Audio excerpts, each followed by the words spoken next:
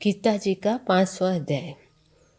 इसके उपरांत अर्जुन ने पूछा, हे कृष्ण, आप कर्मों के संन्यास की और फिर निष्काम कर्म योग की प्रशंसा करते थे, इसलिए इन दोनों में एक जो निश्चय किया हुआ कल्याणकारक होवे उसको मेरे लिए कहिए। इस प्रकार अर्जुन के पूछने पर श्री कृष्ण महाराज बोले, हे अर्जुन, कर्मों का संन्यास अर्थात मन, इंद्रियों और शरीर द्वारा होने वाले संपूर्ण कर्मों के कर्तापन का त्याग और निष्काम कर्म योग अर्थात समत्व बुद्धि से भगवत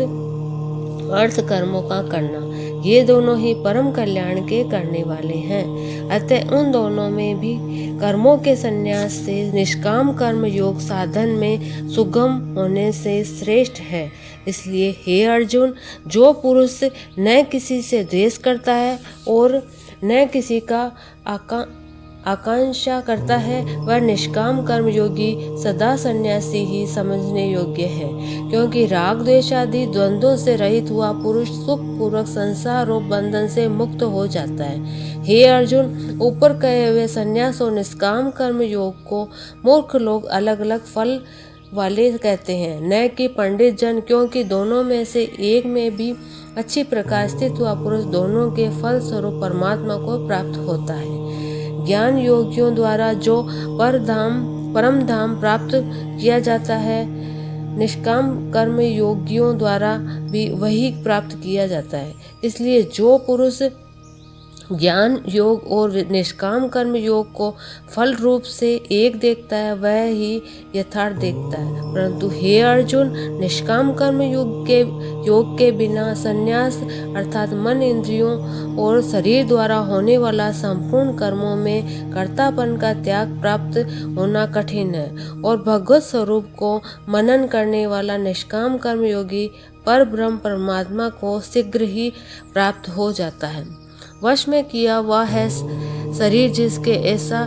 जितेंद्रिय और विशुद्ध अंतःकरण वाला एवं संपूर्ण प्राणियों के आत्मरूप परमात्मा में एकाकी भाव हुआ निष्काम कर्म योगी कर्म करता हुआ भी लिपायमान नहीं होता। हे अर्जुन, तत्व को जानने वाला सांख्य योगी जो देखता हुआ, सुनता हुआ, स्पर्श करता हुआ, सूंघता हुआ, भोजन करता हुआ, गमन करता हुआ, सोता हुआ, श्वास लेता हुआ,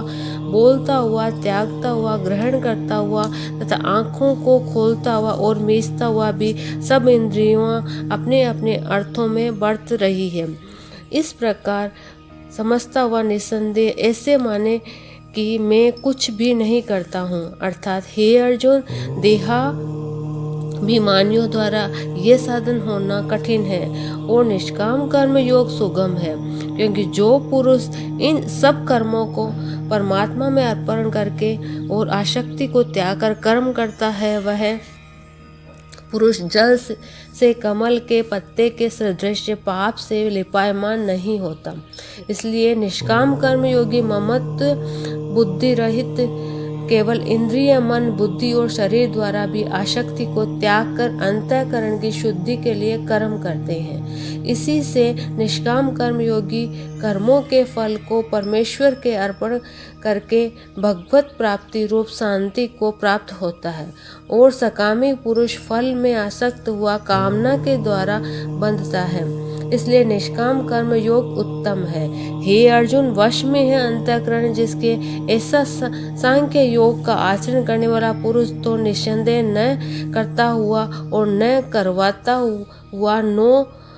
द्वारों वाले शरीर रूप घर में सब कर्मों को मन में त्याग कर अर्थात इंद्रियों के अर्थों में बरतती है, ऐसा मानता हुआ आनंद पूर्वक सच्चिदानंद घन परमात्मा के स्वरूप में स्थित रहता है। परमेश्वर भी भूत प्राणियों के न कर्तापन को और न कर्मों को तथा न कर्मा के फल के सहयोग को वास्तव में रचता है, किंतु परमात्मा के प्रकाश से प्रकृति ही बरतती है, अर्थात गुण ही गुणों में बरत रहे हैं। सर्वव्यापी परमात्मा न किसी के पाप कर्म को और न किसी के शुभ कर्म को भी ग्रहण करता है, किंतु माया के द्वारा ज्ञान ढका हुआ है, इससे सब जीव मोहित हो रहे हैं। परंतु जिनका वह अंतःकरण का ज्ञान आत्मज्ञान द्वारा नाश हो गया है, उनका वह ज्ञान सूर्य के सदृश उस सच्चिदानंद घन परमात्मा को प्रकाशता है, अर्थात परमात्मा के स्वरूप को साक्षात करता है। हे अर्जुन, तद्रूप है बुद्धि जिनकी तथा तद्रूप है मन जिनका, और उस सच्चिदानंद घन परमात्मा में यह निरंतर एक ही भाव से स्थित जिनकी, ऐसे तत्परायण पुरुष ज्ञान के द्वारा पाप रहित होते हुए अपुनरावर्ती को अर्थात परम गति को प्राप्त होते हैं। ऐसे वे ज्ञानी जन विद्या और विनय युक्त ब्राह्मण में तथा गो, हाथी, कुत्ते और चांडाल में भी स्वभाव से देखने वाले हैं, समभाव से देखने वाले ही होते हैं। इसलिए जिनका मन समत्व भाव में स्थित है, जिनके द्वारा इस जीवित अवस्था में ही संपूर्ण संसार जीत लिया गया, अर्थात वे जीते हुए ही संसार से मुक्त है, क्योंकि सच्चिदानंद घन परमात्मा निर्दोष और सम है। इससे वे सच्चिदानंद घन परमात्मा में ही स्थित है। जो पुरुष प्रिय को अर्थात जिसको लोग प्रिय समझते हैं, उसको प्राप्त होकर हर्षित नहीं हो, और अप्रिय को अर्थात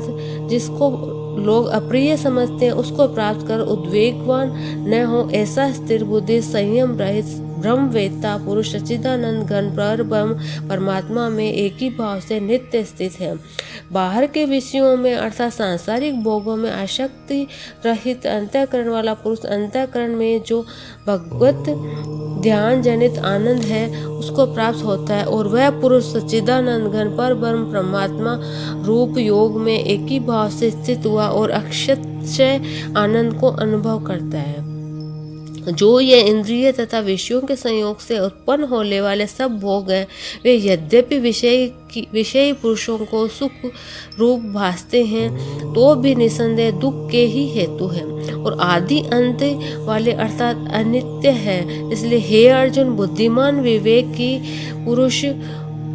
उनमें नहीं रमता। जो पुरुष शरीर के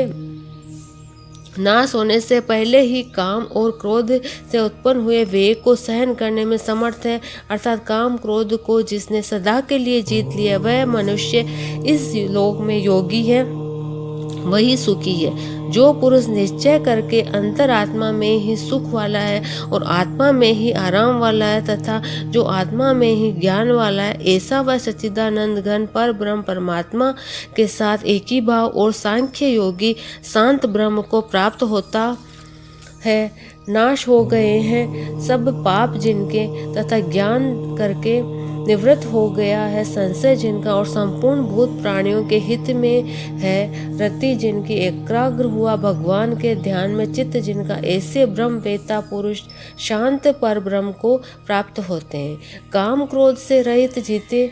हुए चित्त वाले पर ब्रह्म परमात्मा को साक्षात किए हुए ज्ञानी पुरुषों के लिए सब ओर से शांत पर ब्रह्म परमात्मा ही प्राप्त है। हे अर्जुन, बाहर के विषयों को न चिंतन करता हुआ बाहर ही त्याग कर और नेत्रों की दृष्टि को भ्रकुटी के बीच में स्थित करके तथा नासिका में विचार वाले प्राण और अपान वायु को सम करते हैं, जीती हुई हैं इंद्रिया मन और बुद्धि जिनकी, ऐसा जो मोक्षपरायण मुनि इच्छा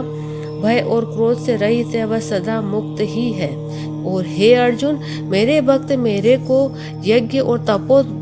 का भोगने वाला और संपूर्ण लोकों के